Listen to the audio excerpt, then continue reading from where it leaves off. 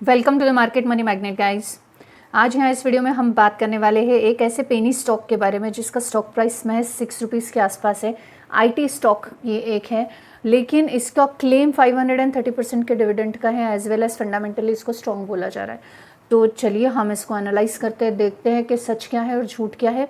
सबसे पहले अगर हम बात कर लें कि ये स्टॉक एग्जैक्टली आईटी में करता क्या है, तो ये टेक्नोलॉजी ड्रिवन आईटी कंपनी है जो ITES प्लस फाइनटेक कंपनी है और ये ऑपरेट करती है अक्रॉस द इंडिया और ये प्रोवाइड करती है सर्विसेज जैसे कि banking and ATM services, second e governance यानी आधार पैन सरकारी सेवाएं जो होती है वो, इंश्योरेंस, ई-कॉमर्स और बिल पेमेंट्स जैसी, और कोर आइडिया यानी लास्ट माइल जो डिजिटल और फाइनेंशियल सर्विसेज रूरल इंडिया में देखने को मिलती है, वो सारी के सारी इसके अंडर कवर होती है। तो रूरल इंडिया में अगर ये सर्विसेज दे रही है तो हम जानते हैं कि रूरल इंडिया में आज भी डेवलपमेंट के चांसेस बहुत ज़्यादा हैं, आज भी उस सेक्टर्स में डेवलपमेंट शुरू है। आज भी हम बोल सकते हैं कि e governance, banking, ATM, insurance, ecommerce जैसे जो सर्विसेज हैं या बिल पेमेंट जैसे सर्विसेज, अभी भी वहाँ पे उन चीज़ों का लैक होना है और आगे आने वाले समय में वहाँ पे ये चीज़ों की ज़रूरतें पड़ने वाली है। तो हम एक तो चीज़ यहाँ पे कंफर्म कर सकते हैं कि हो सकता है ये कंपनी जो है फ्यूचर में एक अच्छा बाउंस बैक दिखाने की हमें पोटेंशियल रखता हो। अब ये पेनी स्टॉक है तो सबसे पहले तो हमको इसका चेक करना होगा फंडामेंटल्स, क्योंकि पेनी स्टॉक्स चले तो चांद तक वरना शाम तक। तो चलिए हम चेक कर लेते हैं इसके फंडामेंटल्स। तो यहाँ पे फंडामेंटल्स में सबसे पहले मार्केट कैप आप देख सकते हैं 659 करोड़ का, यानी बहुत छोटी सी कंपनी है। स्टॉक P 61.7 है, सेक्टोरियल P के कंपैरिजन में अंडर वैल्यूड है। ROC 7.51 है, ROE 5.40 का देखने को मिल रहा है। Current stock price 6 rupees and 0.8 पैसे का देखने को मिलता है। इसके अलावा अगर आप फेस वैल्यू देखेंगे तो एक का यानी किसी भी तरह का हमें स्प्लिट का बेनिफिट आने वाले समय में देखने को नहीं मिलेगा। EPS 0.10 का देखने को मिल रहा है। वहीं पे डेप कंपनी पे 3.81 करोड़ यानी डेप टू इक्विटी रेशियो 0.02 है। वर्चुअली हम इसे डेप फ्री कंसिडर कर सकते हैं। करंट असेट 119 करोड़ है, इन्वेंट्री 16.2 करोड़ है। पेट्रोस की स्कोर के हिसाब से लॉन्ग टर्म के लिए ये फिट बैठता हुआ नजर आ रहा है। एक और हमें पॉजिटिव फैक्टर देखने को मिल रहा है इस स्टॉक में। यहाँ पे एक करेक्शन है, जो स्टॉक PE है 61.7 है, सेक्टोरियल P 27 है, यानी यहाँ पे हमें ये सेक्टोरियल P के कंपैरिजन में ओवर वैल्यूड स्टॉक देखने को मिल रहा है। By mistakenly under valued word use हो गया था। हम अगर बैलेंस शीट की बात करें तो रिजर्व्स आप देख सकते हैं, पहले बहुत ही शानदार तरीके के रिजर्व्स हमें 2016, 17, 18, 19, 20, 21 तक देखने को मिल रहे थे, 2558 करोड़ तक के। फिर मार्च 2022 के बाद यानी कोविड के रिकवरी के बाद 22 करोड़, देन 18 करोड़, 56 करोड़, 94 करोड़ एंड 105 करोड़, थोड़े से ये कम देखने को मिले, लेकिन ये हमें एक पॉजिटिव रिलीफ देखने को मिलता है कि बढ़ते हुए रिजर्व्स हैं, भले ही कम हुए हैं यहाँ से, ये बहुत ही शानदार थे, लेकिन ये बढ़ते हुए हमें नज़र आते हैं। कंपनी के ऊपर अगर हम बोरोइंग की बात करें तो बोरोइंग पहले 58 करोड़ का था जो कि आज 4 करोड़ का। कंपनी कंटिन्यूसली अपना बोरोइंग कम कर रही है, डेप कम कर रही है, ये भी एक पॉजिटिव फैक्टर यहाँ पे हमें देखने को मिलता है। वहीं पे कंपनी के जो असेट्स थे ये भी हमें बढ़ते हुए नज़र आ रहे हैं, ये भी एक पॉजिटिव फैक्टर हमें इस कंपनी का देखने को मिल रहा है। अब अगर हम प्रॉफिट एंड लॉस अकाउंट की बात करें तो जो सेल्स हैं 213 करोड़, 255 करोड़, 255 करोड़ एंड 242 करोड़, सेल्स में थोड़ा सा फ्लक्चुएशन देखने को मिलता है। वहीं पे अगर हम नेट प्रॉफिट की बात करें तो 1 करोड़, 4 करोड़, 6 करोड़, 11 करोड़ एंड 10 करोड़, यानी यहाँ पे भी बढ़ता हुआ नज़र आ रहा है। अर्निंग पर शेयर भी हमें यहाँ पे ठीक ठाक देखने को मिलता है। पेनी स्टॉक है, बहुत बड़े नंबर हम एक्सपेक्ट नहीं कर सकते। अब डिविडेंड पे आउट की बात करें तो आप देख सकते हैं कंपनी कंटिन्यूसली डिविडेंड दे रही है। 2025 एंड 6 ये 2 सालों से नहीं दिया है, और 530% का डिविडेंड का जो क्लेम है जो कि हम देख रहे हैं यूट्यूब पे और अदर आर्टिकल्स में, वो 2023 का है। 2023 में इसने 530% का डिविडेंड दिया था। उसके बाद जो है इसने 24 में, मार्च 2024 की बात करें तो 122% का डिविडेंड दिया है।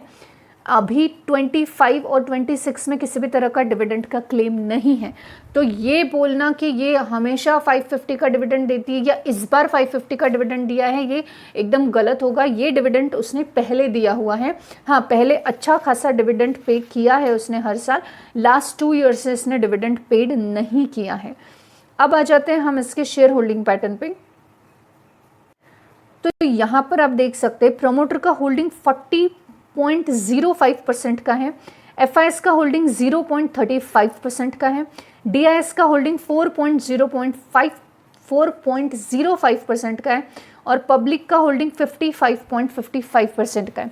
तो एक डिसेंट शेयर होल्डिंग पैटर्न है, हम ये बोल सकते हैं। जेन्युइनली हम एक्सपेक्ट करते हैं कि शेयर होल्डिंग पैटर्न जो है 50% या 50% के ऊपर रहा तो ज़्यादा ठीक है, लेकिन 40% भी कंसिडरेबल है। अगर आप इस स्टॉक को कंसिडर करना चाहते हैं तो आपको कंटिन्यूसली शेयर होल्डिंग पैटर्न पे और इसके फंडामेंटल्स पर ध्यान देना होगा, क्योंकि अगर ये स्टॉक्स के प्रमोटर का होल्डिंग और कम होता रहा तो ऑब्वियसली ये एक रेड फ्लैग दिखा सकता है। अब अगर हम बात करें एक ओवरऑल फंडामेंटल्स की, तो इसके जो रेवेन्यू है ये 261 करोड़ का देखने को मिलता है, जो कि फ्लैट ग्रोथ है, यानी 0.2% के आसपास की। नेट प्रॉफिट पैट की बात करें तो 11.1 करोड़ का है, यानी 79% का ईयर ऑन ईयर हमें ग्रोथ देखने को मिलता है। अर्निंग पर शेयर जो है इसका 0.10 का देखने को मिल रहा है, जो कि इम्प्रूविंग है। प्रॉफिट मार्जिन 4.3% का है, जो कि लोअर है बट इम्प्रूविंग देखने को मिल रहा है। प्रॉफिट ग्रोथ स्ट्रॉन्ग है बट रेवेन्यू ग्रोथ यहाँ पे हमें वीक देखने को मिलती है। अब पहले तो हम देख लेते हैं ये स्टॉक कौन सा है, फिर हम देखेंगे इसके ग्रोथ ड्रिवन फैक्टर कौन से, जिस वजह से हम इसको यहाँ पे कंसिडर कर रहे हैं। हम जिस स्टॉक के बारे में बात कर रहे थे वो है वक्रंगी लिमिटेड, जो कि लास्ट 5 डेज में ही आप देखेंगे तो 5% 5.5% की तेज़ी में हमें देखने को मिला वक्रंगी लिमिटेड। अब वक्रंगी लिमिटेड जो है इसके ग्रोथ ड्रिवन फैक्टर की अगर बात करें तो सबसे पहले यूनिक रूरल मोनोपोली मॉडल इसके पास है, यानी एक ह्यूज रूरल नेटवर्क जो कि हमें एक अच्छा खासा मॉडल देखने को मिलता है। लेस कंपटीशन है वर्सेस अर्बन आईटी कंपनी ये देखने को मिलती है। गवर्नमेंट पुश कर रही है डिजिटल इंडिया और फाइनेंशियल इंक्लूजन्स को, तो ऑब्वियसली ये कंपनी की ग्रोथ हमें देखने को मिल सकती है। ये इसका पहला ग्रोथ ड्रिवन पॉजिटिव फैक्टर था। सेकेंड तो स्केबिलिटी पोटेंशियल इसमें है, यानी एक ऐसा मॉडल है जो लो कैपेक्स और एक्सपेंशन में अच्छा ग्रोथ दिखा सकता है। और उसके अलावा एक ट्रांजैक्शंस रेवेन्यू जो है इसमें बहुत ज़्यादा देखने को मिलता है। तीसरी बात यानी प्रॉफिटेबिलिटी इम्प्रूविंग है, यानी हम देख रहे हैं कि इसका जो पैट है इसका ग्रोथ 79% ईयर ऑन ईयर है और इबिटा मार्जिन का भी इम्प्रूवमेंट देखने को मिलता है। अब यहाँ पे एक फोर्थ पॉजिटिव ड्रिवन फैक्टर ये भी है कि लॉन्ग टर्म स्ट्रक्चरल स्टोरीज की अच्छी है और इंडियन रूरल कंज्यूमशंस जो है इसमें डिजिटल पुश अभी भी आना बाकी है। तो ऑब्वियस से आने वाले समय में ये एक अच्छा ग्रोथ फैक्टर का हब बन सकता है। अब क्या इसमें रिस्क फैक्टर नहीं है? रिस्क और नेगेटिव फैक्टर बोला जाए तो सबसे पहले वीक रेवेन्यू ग्रोथ है, 2% की देखने को मिल रही है। स्लो बिजनेस एक्सपेंशन है, ऑब्वियस से बहुत समय लेगा। दूसरा है लो मार्जिन बिजनेस है, प्रॉफिट मार्जिन सिर्फ 4% का देखने को मिलता है, बहुत ही छोटी मार्जिन है। तीसरा यानी हाई वोलेटाइल स्टॉक है, हिस्ट्री के हिसाब से शार्पर रेल और बिग क्रैश पास्ट में आ चुका है। इसका एग्जाम्पल अगर मैं आपको बताऊँ तो आप यहाँ पे देख सकते हैं, ये हमने पूरा इसका चार्ट पैटर्न निकाला। एक शार्पर यहाँ पे आप देख सकते हैं रेल और उसके बाद एक अच्छा क्रैश, तो इस तरह का ये स्टॉक हमें देखने को मिलता है। एग्जीक्यूशन रिस्क भी इसमें देखने को मिलता है क्योंकि ग्रोथ डिपेंड है इसके एक्सपांशन पे, गवर्नमेंट के कॉन्ट्रैक्ट्स पे, और डिले अगर होता है तो ऑब्वियस है यहाँ पे स्टॉक के ऊपर उसका इम्पैक्ट पड़ेगा। और जो पांचवा है वो है एफआईएस का सेलिंग प्रेशर चल रहा है 2026 में, तो ऑब्वियस है यहाँ से भी एफआईएस जो है यहाँ से एग्जिट कर चुकी है। अब यहाँ पे जो वक्रंगी है ये हाई रिस्क और टर्न अराउंड स्टोरीज की अगर मैं बात करूँ तो अच्छा है लॉन्ग टर्म स्पेकुलेटिव इन्वेस्टर्स के लिए, हाई रिस्क हाई रिवॉर्ड वाला पोर्टफोलियो जो मेंटेन करते हैं उनके लिए। आइडियल नहीं है अगर आप सेफ इन्वेस्टर हो या एक स्टेबल आईटी सीकर हो कि आपको एक स्टेबल आईटी स्टॉक चाहिए। बेटर है, लेकिन ट्रुथ ये है कि अगर ये कंपनी कंसिस्टेंट रेवेन्यू ग्रोथ करें और एग्जीक्यूशन इनका इम्प्रूव हो जाए तो हो सकता है कि 5 से 10 रुपए वाले स्टॉक में ये एक मल्टीबैगर पोटेंशियल स्टॉक खुद को बना ले। लेकिन अगर ग्रोथ स्लो हो रही है, स्टॉक साइडवे या अंडर परफॉर्म कर रहा है, तो इस स्टॉक का कुछ भी नहीं होने वाला है फ्यूचर में। So this video is only for the educational purpose. I'm not giving any recommendation here, neither a buy nor a sell. I hope this information is informative for you. If you feel that this information is really informative for you, so please like the video and subscribe the channel. Thanks for watching.